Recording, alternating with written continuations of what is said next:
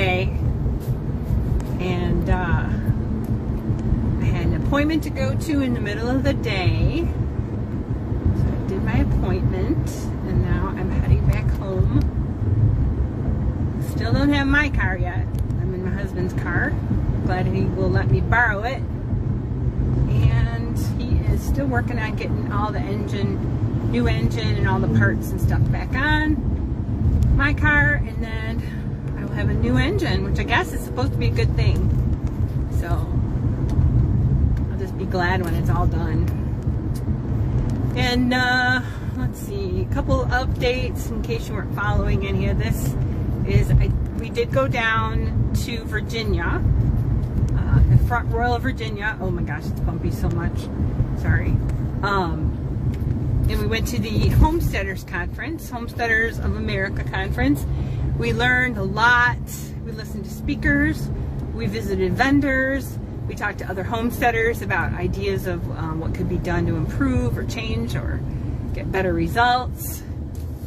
And it was fun. In Virginia, Virginia was like, it was like 74 degrees. It was so beautiful. And then it was 70 degrees, and that was beautiful too. Even when it was rainy, it was a beautiful temperature to walk around a bit and see the sights. And overall, it was a good road trip, a good trip to the convention or conference. And if you haven't gone, I recommend it. If you are a homesteader and you're not involved in Homesteaders of America, I'd recommend that too. It's so much fun. And now we're back in Michigan. And it's cold, and it's cloudy. There's a lot of clouds compared to where we were and where we were driving. And our land is very flat, which I'm glad for, because I'm not a mountain person at all. I prefer the flat lands. I like to see mountains off in the distance, that's fine. But otherwise, when it comes to driving, I prefer the flat lands. I'm all right with that.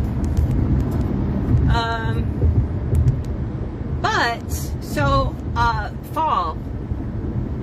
So fall gardening, they call it fall gardening / winter gardening.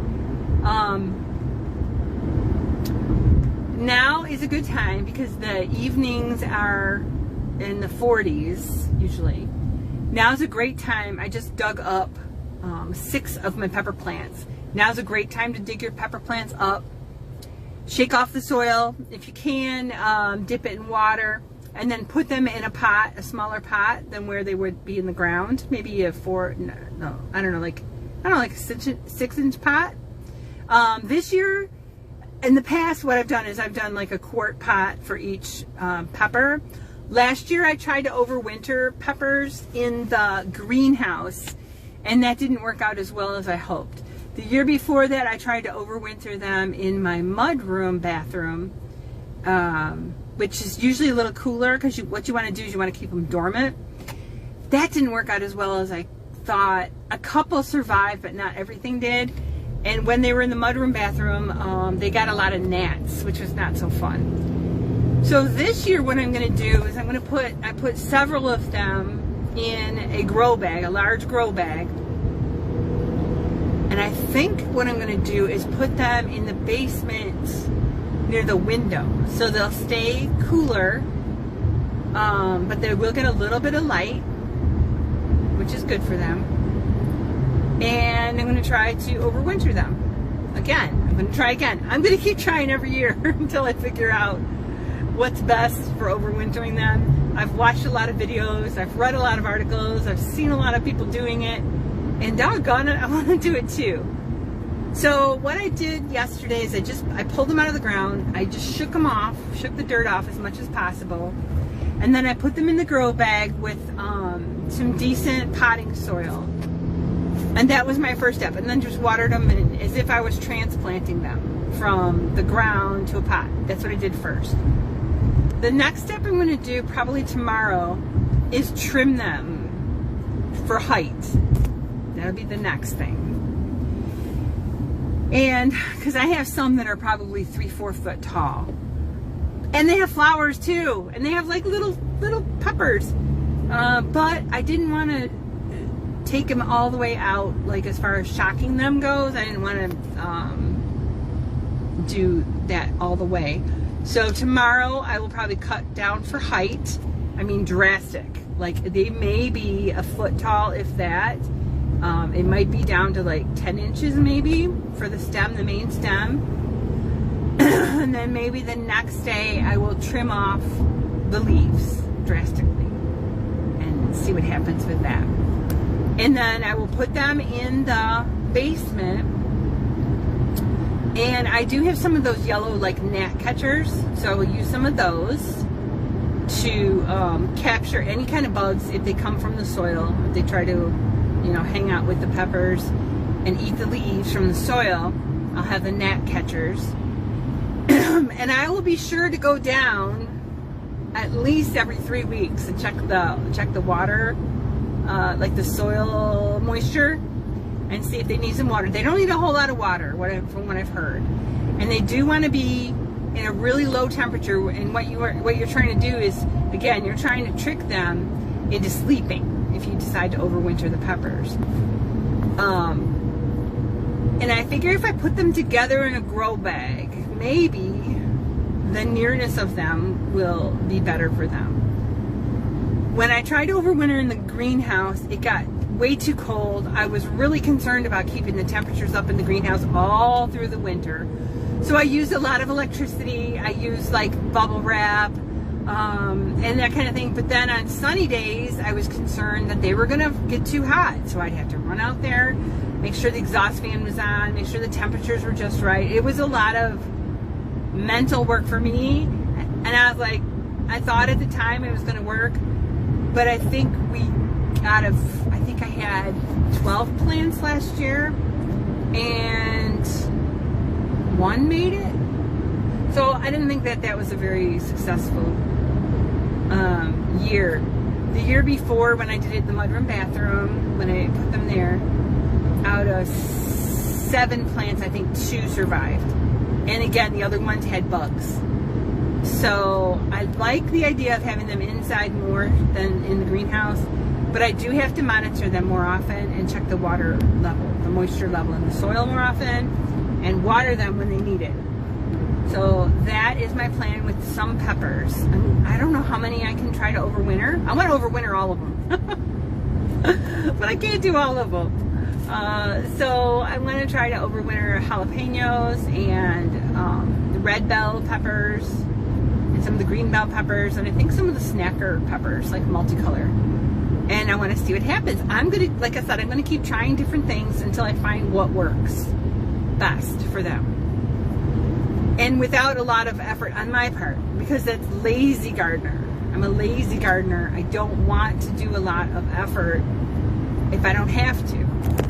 So I'm going to try that new way with the peppers. If you have not started lettuces, go ahead and start them inside. You can transplant them outside. Kale, I've got some kale starting. I've got Swiss chard starting. They're just little babies still. And I'm going to put them out front very shortly. And it'll be in my raised kitchen garden beds, which are a little bit warmer than everything else that's in the ground. And they will have a covering over the top as well. What else? I did sprinkle radish seeds up in there in those raised kitchen garden beds around the base of my I have one remaining yellow squash plant, and next year that's what I'm going to do. So as soon as I plant zucchini or squash of any kind, I'm going to sprinkle radish seeds all around the base of them, because the squash vine borers will lay their eggs into in the ground around those vines. Anything that's squash vines, so that's pumpkins, that's gourds, that's butternut, anything like that, they will lay their eggs around the base. And when those little eggs hatch, that's when the grub goes to look for the vine, and then they go right into the vine and they get the water source and they start eating like the flesh and stuff inside. So to prevent that, I'm going to try growing the radishes around them, because I have heard a lot of good news about that. Now the squash bugs are a different story, and I just have to deal with them by, you know, by removing the eggs as I find them. Just keep scraping the eggs off as I find them and squishing the adults as I find them so they don't mate and then lay eggs. And that will be fine. But it was squash vine borers that took out my butternut squash at the end of the season. And because I can see, and they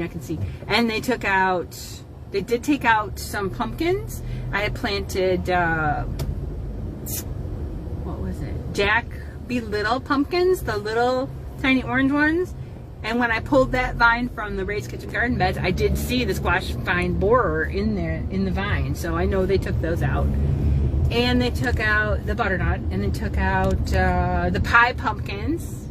I could tell that that's what that took those out too. So again, any pumpkins or gourds that I plant next year in the spring, I will be putting the radish seeds around, because I've heard that is a really good deterrent for that squash vine borer.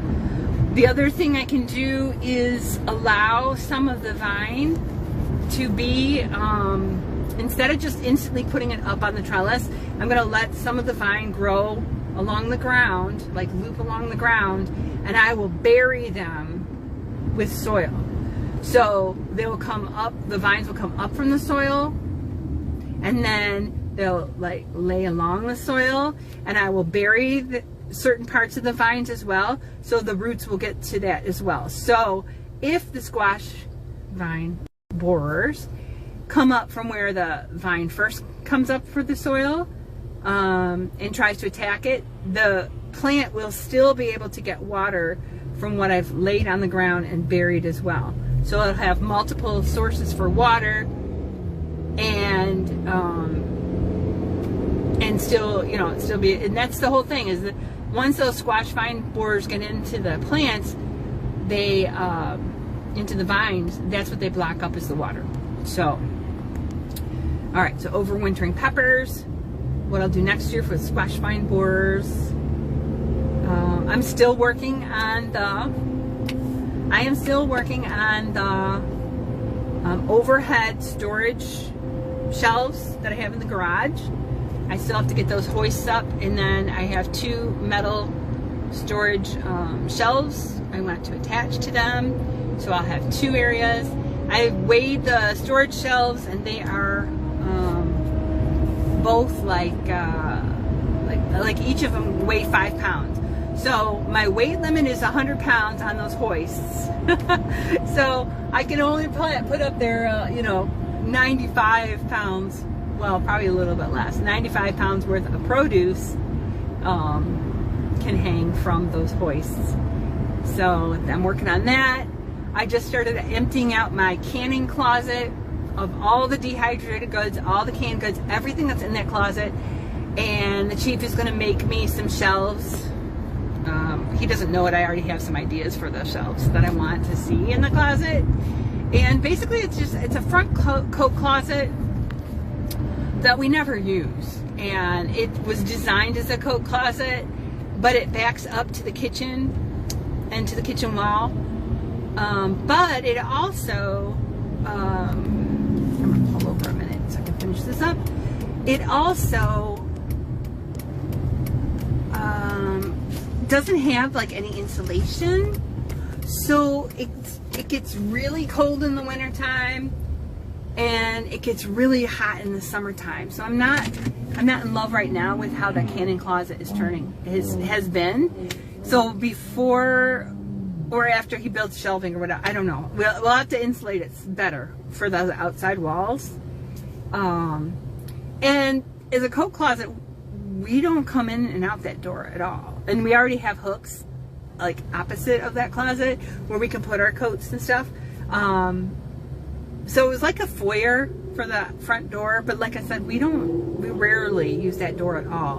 And we definitely wouldn't use it for coats. We use the mudroom for coats and for exiting and entering the house most often. And even when visitors come, most of the time they stop at the mudroom and not the front door closet. So when that is done, right now it's just a mess as I'm taking all the stuff out of the canning closet and finding other places to put it in the living room. But once it's all done and I get it restocked. That will be wonderful. As I'm pulling stuff out of the canning closet, like the pantry, canning pantry closet, whatever you want to call it. I'm seeing things from like 2020 and I'm like, I gotta use this stuff. Like when I first started canning a lot, it was pickles. I got a lot of pickles. I'm gonna give those pickles away. So if I know you, you're gonna be getting some pickles very soon. I got a lot of like garlic dill pickles, and then I have a lot of sliced up sweet pickles. I gotta give those away.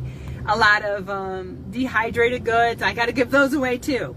Cause I don't need to be like hanging on to stuff that's like years old. So expect to see some pickles soon, because I'll be bringing them in for you. It'll be like when people grow zucchini and they grow too much and they like ding dong ditch, they leave them on people's front porches. That might be you. You might be getting some pickles on your front porch or left on your car. I would put it like in front of your steering wheels. You can see that it's on your what you call it, your wiper blades, and you can see it's like left for you. But I got to get rid of this stuff so that I have more room.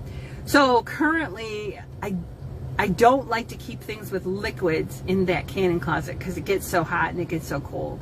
So I've been trying to keep the canning stuff, the canned goods in the glass jars with the liquids inside in the pantry, in the kitchen pantry, and keep most of the dehydrated stuff out in that closet. Or like dry goods or seeds, or I got my vinegar out there. Canning, my big canning kettle is out there too. So I've been trying to do that. What else? Chickens are pretty much all set for now. When we've been waiting on the garage stuff. We don't know really what the status is. Like whether they got permission from the township yet to pour the footings, like where we would like them and not per the plan. Like I don't know what that's involved with, or like, you know, what all is involved with that. And the status of that. But otherwise the chickens are pretty much done. What we do want to do is after the garage is built and past inspection and we can move on from that project, is we do want to put a hard roof on the pen with like shingles, like wood posts and plywood and shingles, so that we don't have to mess with the cloth covering that we've got and the tarps that we've got over the chicken pen, like that 10 by 10 dog pen we've got. We want that covered, and it probably will extend out into the chicken run as well. So again, we'd have hard covering where we don't have to worry about it being blown by the wind and all that stuff. And we don't have to worry about snow load either. So that's another project that we will be working on. What else is going on the homestead? We need to put some privacy panels up where, privacy fencing panels up where the old shed was, the old white shed that got demoed. Because right now that's like, I've got it fenced with, right now with snow fencing, but that's not a secure way to do it. Like anyone could jump over it, move the fencing, whatever. I don't like it like that. And it's not so much like the deer pressure or coyotes or whatever. I mean, anything could jump any of these fences. This is people. I don't want people, one, easily looking into see what we're doing, but two, coming into our yard and, you know, I don't know what they might do, Tam, but, you know, I just like that privacy. So we got to get those fence panels up at some point soon. And then once the garage is built, we'll have to figure out how we're going to fence that area, whether we're going to include that old garage slabs in the fencing or not. And a fantasy goal I have for our yard in the back is I would love to have lecturers come and speak on our deck in the back and speak to an audience like that could bring their lawn chairs or whatever,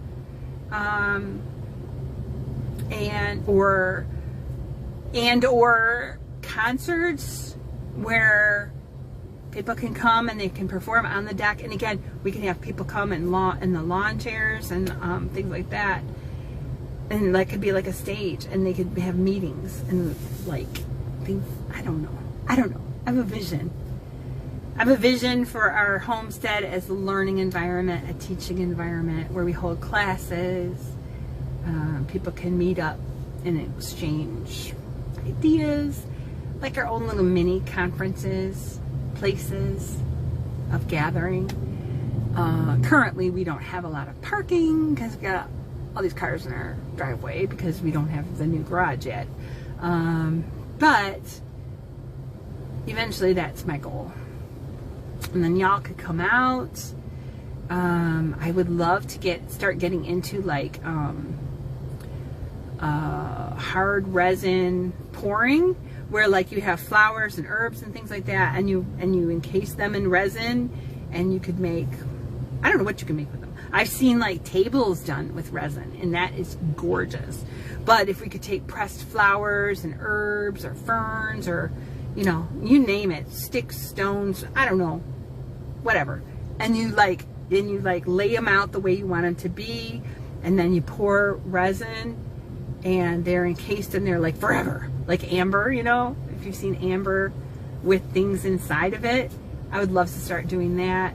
I still have a lot of birdhouse gourds that I have not finished yet and made holes. I wouldn't mind having people over and we clean up gourds and make a hole, and they could decorate it or stain it how they like and take it home and use it for a birdhouse or use it for a decoration or something. What else? I wouldn't mind doing like canning demos or harvesting demos or processing demos, or I don't know. I would just like to have that kind of as an open area. That's a goal I have, and maybe it's next year. Maybe it's next year that I really jump on that. I don't know. We'll see. We'll see. But there's things that I've been learning along the way, and I would love for people to learn on their own as well. Maybe it's seed starting, or it's taking cuttings and rooting cuttings. Maybe it's just potting stuff up. Maybe it's moving from like seedlings to larger pots. Pruning. I don't know. Whatever we could do hands-on together, so y'all could learn things. Those are the kinds of things that I want to do. Anyway, I gotta get some lunch and then go back and work a couple more hours on my regular job. And that's about it. But anyway, happy Monday, you guys. Love y'all. Have a great one, and I'll talk to you later.